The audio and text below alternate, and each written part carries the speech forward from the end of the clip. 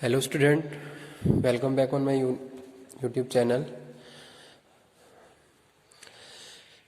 Fundamental of management में हमारा जो टॉपिक कंटिन्यू है वो है डिसीजन मेकिंग।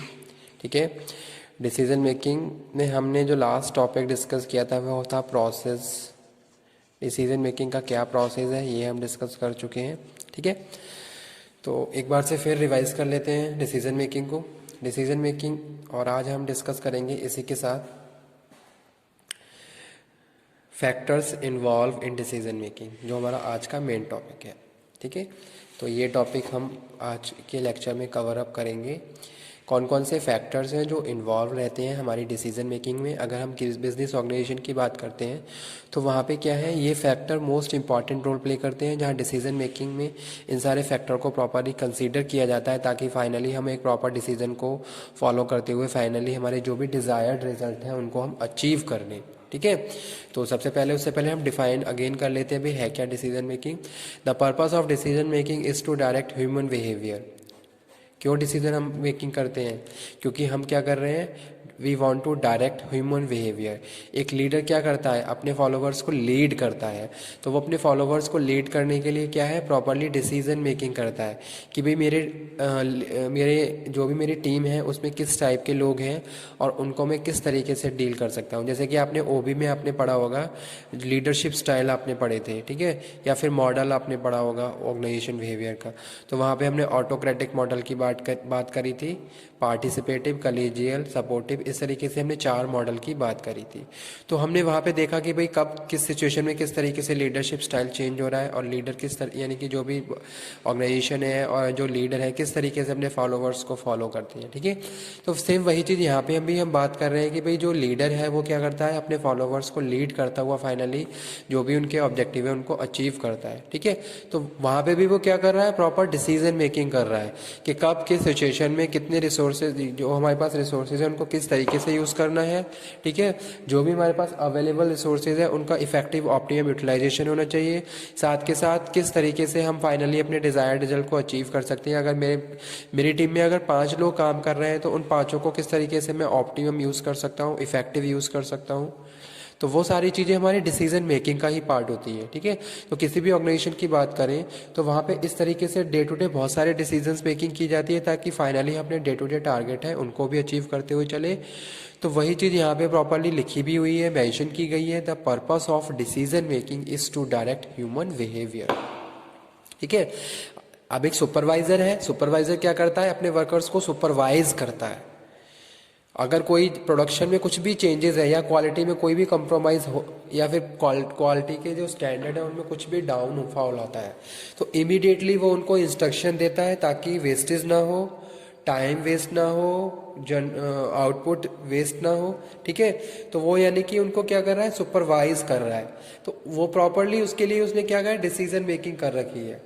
ठीक है, तो वो hand to hand immediately decision making करता है ताकि फाइनली जो भी उसका डिज़ायर्ड आउटपुट है वही जनरेट हो, ऐसा ना हो कि जो भी आउटपुट है वो वेस्ट हो जाए। तो वहाँ पे भी वो प्रॉपरली क्या कर रहा है, डिसीजन मेकिंग करते हुए अपने बिहेवियर, अपने जो वर्कर्स हैं उनको लीड कर रहा है। ठीक है, तो वही चीज़ यहाँ पे मेंशन की गई है, the purpose of decision making is to direct human behaviour and commitment toward future goal. ठीक है, यानी कि हम क्या कर रहे हैं, जो भी हमने कमिटमेंट करी है यानी कि हम फ्यूचर में जहाँ पे भी अपने आप को देखना चाहते हैं उसके लिए हम क्या करते हैं, डिसीजन मेकिंग करते हैं। एक ऑर्गेनाइजेशन उसका क्या टारगेट है, उस टारगेट के हिसाब से जो भी उनके लॉन्ग टर्म गोल हैं उनके हिसाब से वो क्या करते हैं, डिसीजन मेकिंग करते हैं और एक प्रॉपर डायरेक्शन में वो मूव करते हैं। ठीक है, ताकि फाइनली जो भी उनके डिज़ायर्ड रिजल्ट्स हैं, जो भी उनके ऑब्जेक्टिव्स हैं वो अचीव कर लें। ठीक है, यहाँ पे सेकेंडली यहाँ पे हम बात कर रहे हैं किसकी, decision making takes place in the adopting the objectives and choosing the mean and when change in situation create a necessary adjustment. तो यहाँ पे 3-4 पॉइंट एक साथ दे दिए गए हैं इस डेफिनेशन में। डिसीजन मेकिंग क्या है, decision making take place adopting the objectives. ठीक है, अब आपके क्या है, आपने गोल ए सेट किया, अब इसको अचीव करने के लिए आप ऑब्जेक्टिव सेट करोगे। अब उन ऑब्जेक्टिव को आप कैसे कंप्लीट करोगे, this is your decision making. This will be your decision making in the organisation, कि भाई कैसे इन ऑब्जेक्टिव को कंप्लीट करते हुए फाइनली आप अपने टारगेट जो भी आपका गोल है उस पर पहुंचोगे। ठीक है, तो इसलिए लिखा हुआ है adopting the objectives and choosing the mean. ठीक है, यहाँ पे क्या कर रहे हो, अगर आप जैसे कि मैं यहाँ पे बात कर रहा हूँ, आपके पास अल्टरनेटिव है, आपके लिए कौन सा बेस्ट है, ए बी सी डी, इन चारों में से आपके लिए कौन सा बेस्ट है उसको आप क्या कर रहे हो, सिलेक्ट कर रहे हो। ठीक है, जो आपके लिए क्या है, मीनिंगफुल है, और जो आपके लिए मीनिंगफुल नहीं है उनको आप इग्नोर कर रहे हो। तो ये आपके डिसीजन मेकिंग का पार्ट है। Okay, and when a change in situation create a necessary adjustment. और जैसे सपोज आप यहाँ पे आगे बढ़ गए, आपने अल्टरनेटिव एक्स सिलेक्ट कर लिया। ठीक है, अब आप इसके हिसाब से आगे बढ़े। अब जब आप आगे बढ़े तो अगर आपको लग रहा है यहाँ पे चेंजेस की रिक्वायरमेंट है या फिर यहाँ पे कंट्रोलिंग की रिक्वायरमेंट है, तो आप उन सारी चीज़ों को प्रॉपरली क्या कर रहे हो, कंट्रोल भी कर रहे हो। तो इस तरीके से हम यहाँ बात कर रहे हैं when a change in situation, situation में कोई भी चेंजेस आ रहा है तो उन चेंजेस को आप एडजस्ट भी करते हुए जा रहे हो। ऐसा नहीं है कि आप बस खाली मूव करना आपने स्टार्ट कर दिया, यानी कि अगर आपने डायरेक्शन ए सिलेक्ट करी है तो आप उस डायरेक्शन में मूव भी करोगे, और जहाँ जहाँ चेंजेस की रिक्वायरमेंट है उन चेंजेस को आप अडॉप्ट भी करोगे, एडजस्ट भी करोगे। तो ये सब चीज़ें हम अपनी डिसीजन मेकिंग में ही बात कर रहे हैं। ठीक है, अब आ जाते हैं main topic, factors involve in decision making. तो यहाँ पे कौन कौन से फैक्टर्स हैं जो इन्वॉल्व होते हैं। प्रीवियस वीडियो लेक्चर में मैंने ये टॉपिक शॉर्ट तरीके से एकदम डिस्कस किया था। ठीक है, आज मैं इसको पूरे डिटेल में पढ़ा रहा हूँ, factors involve in decision making. तो अगर हम किसी भी बिजनेस ऑर्गेनाइजेशन की स्टूडेंट बात करते हैं तो जो टेंजिबल फैक्टर्स होते हैं, इंटेंजिबल फैक्टर्स होते हैं, दोनों ही मोस्ट इंपॉर्टेंट रोल प्ले करते हैं। ठीक है, तो उसके हिसाब से भी हम क्या है, हमारी डिसीजन मेकिंग फर्दर प्रोसीड की जाती है। तो यहाँ पे हम बात कर रहे हैं these are two kind of factors to be considered in decision making in favour of any alternative. These may be classify as tangible factor और इंटेंजिबल फैक्टर। तो जैसे कि टेंजिबल फैक्टर्स की हम बात कर रहे हैं तो सेल्स क्या है, ठीक है, हमारे लिए क्या है, मोस्ट इंपॉर्टेंट एस्पेक्ट है। हम प्रोडक्शन कर रहे हैं, प्रोडक्शन क्यों कर रहे हैं, क्योंकि हमें अपना माल क्या करना है, जो भी हमारे गुड्स एंड सर्विसेज है वो हमें बेचने हैं। तो यहाँ पे हम सेल्स के रिगार्डिंग बहुत सारे डिसीजन मेकिंग करते हैं कि भाई किस तरीके से हमारी सेल बढ़ सकती है, कस्टमर को कैसे इन्फ्लुएंस करना है, ये सारी चीज़ें हमारी डिसीजन मेकिंग का पार्ट है। तो सेल्स क्या है, टेंजिबल फैक्टर है जो हमारे डिसीजन मेकिंग में मोस्ट इंपॉर्टेंट रोल प्ले करता है। तो इसलिए पहला पॉइंट है फैक्टर्स में डिसीजन मेकिंग। ठीक है, तो यानी कि सेल्स। सेकंड हम बात कर रहे हैं कॉस्ट की। तो कॉस्ट जब हम अपने पर यूनिट कॉस्ट सेट करते हैं तो प्रॉपर्ली बहुत सारे डिसीजन मेकिंग हम करते हैं जो मार्केट से रिलेटेड है, कस्टमर से रिलेटेड है, या फिर हमारा जो भी कॉम्पिटिटर्स है, हमारा जो प्रोडक्ट का जो भी सब्सटीट्यूट है उससे रिलेटेड है। तब जाके फाइनली हम एक पर्टिकुलर प्रोडक्ट की कॉस्ट को सेट करते हैं, कितना हम लगा रहे हैं और उस हिसाब से कितनी कॉस्ट, ये सारी चीज़ें हमारी डिसीजन मेकिंग का पार्ट है। तो वही यहाँ पे हम बात कर रहे हैं। नेक्स्ट हम बात कर रहे हैं परचेज, किस तरीके से परचेज होगा, कस्टमर को किस तरीके से हम फैसिलिटेट करेंगे, वो सारी चीज़ें हमारे डिसीजन मेकिंग में यहाँ पे प्रॉपर्ली हम इंक्लूड करते हैं। प्रोडक्शन, ठीक है, प्रोडक्शन कैसे होना है, बायर की क्या रिक्वायरमेंट है, कितना क्वालिटेटिव गुड प्रोड्यूस करना है, कितनी क्वांटिटी प्रोड्यूस करनी है, किस तरीके से कौन सी मशीन्स नया इंस्टॉलेशन होगा या नहीं होगा, new technology, new process, time कितना कंज्यूम होगा, ये सारी चीज़ें हम डिसीजन मेकिंग कर रहे हैं। तो यहाँ पे हम बात कर रहे हैं किसकी, प्रोडक्शन की, जो कि क्या है, टेंजिबल फैक्टर है बिजनेस ऑर्गेनाइजेशन के लिए।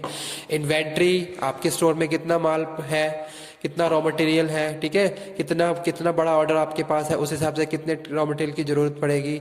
Financial decision you have to take in your business organisation, ठीक है, फंड, आपके पास कितना फंड है, कितना बजटिंग की बात कर रहे हैं, एलोकेशन की बात कर रहे हैं, तो वो भी क्या है, मोस्ट इंपॉर्टेंट पार्ट है किसका, डिसीजन मेकिंग का, जो कि टेंजिबल फैक्टर है। फाइनेंशियल, पर्सनल सॉरी, पर्सनल में यहाँ पे हम बात कर रहे हैं ह्यूमन रिसोर्स, कितनी ह्यूमन रिसोर्स है, अगर कोई बड़ा ऑर्डर मिला हुआ है या कोई स्टैंडर्ड प्रोडक्ट हमें प्रोड्यूस करना है तो special kind of skills, human resource require होगी, तो आप उन्हें हायर करोगे, रिक्रूटमेंट सिलेक्शन का प्रोसेस वहाँ पे फॉलो करोगे। ठीक है, और जो भी आप बात कर रहे हैं यहाँ पे हम ह्यूमन रिसोर्स से रिलेटेड, तो वहाँ पे भी प्रॉपर्ली डिसीजन मेकिंग का स्कोप रहेगा। ठीक है, और लास्ट है लॉजिस्टिक, यानी कि आप क्या करोगे, सामान को प्रॉपर्ली प्रोड्यूस करके, पैक करके, फिर क्या कर रहे हो, फाइनली अल्टीमेट जो भी बायर है उसका वहाँ तक भेज रहे हो। तो उसमें भी बहुत सारी डिसीजन मेकिंग करते हैं भाई, कब किस तरीके से माल कौन से कंटेनर में जाएगा, किस वे से जाएगा, ठीक है, वहाँ पे कितने शिपमेंट चार्जेस हैं, ये सारी चीज़ें आप प्रॉपर्ली कंसिडर कर रहे हो, इनवॉइस से रिलेटेड बहुत सारे डिसीजंस लिए जाते हैं। तो ये हम बात कर रहे हैं किसमें, ये किसी भी ऑर्गेनाइजेशन के लिए क्या है, टेंजिबल फैक्टर्स हैं। और उनके जो डे टू डे फंक्शंस होते हैं किसी भी डिपार्टमेंट से की बात हम करें, वहाँ पे ये सारे factors most important role play करते हैं। ठीक है, अगर कोई मैनेजर है, जैसे सपोज हम बात कर रहे हैं प्रोडक्शन मैनेजर की, या फिर हम बात कर रहे हैं लॉजिस्टिक मैनेजर की, तो वहाँ पे भी प्रॉपरली वो डे टू डे अपने जो भी उनके फंक्शंस हैं उनके लिए बहुत सारी डिसीजन मेकिंग करता है, ताकि फाइनली उनका जो भी काम है वो पूरा हो सके और जो भी उनका ऑब्जेक्टिव है वो कंप्लीट हो सके। जैसे कि ह्यूमन रिसोर्स मैनेजर की बात करें, सेल्स मैनेजर की बात करें, परचेज मैनेजर की बात करें, कहाँ कितने वेंडर हैं, कितने सप्लायर हैं, कहाँ से कितना हमें रॉ मटेरियल मंगवाना है, ये सारे डिसीजन मेकिंग। तो ये सारे क्या है, टेंजिबल फैक्टर। सेकेंडली यहाँ पे आ जाइए अब इंटेंजिबल फैक्टर। इंटेंजिबल फैक्टर में अगर हम बात करें जो जो टॉप मैनेजमेंट है वो सारे डिसीजन मेकिंग करता है। ठीक है, अब टॉप मैनेजमेंट है तो वो डिसीजन मेकिंग कर रहे हैं कि भाई हमारी ऑर्गेनाइजेशन की क्या प्रेस्टीज है, प्रेस्टीज ऑफ एंटरप्राइज। ठीक है, हमारी क्या गुडविल है मार्केट में, हमारी रेपुटेशन। अगर हम बात करें बहुत सारे एंटरप्रेन्योर्स, तो हमारी कंपनी हम कहाँ पे स्टैंड करते हैं। ठीक है, हमारा एक साल का कितना टर्नओवर है, वो सारी चीज़ें हमारी क्या है, प्रेस्टीज को क्या कर रही हैं, रिफ्लेक्ट कर रही हैं। तो इंटेंजिबल फैक्टर में प्रेस्टीज या गुडविल और reputation is most important aspect of the business organisation.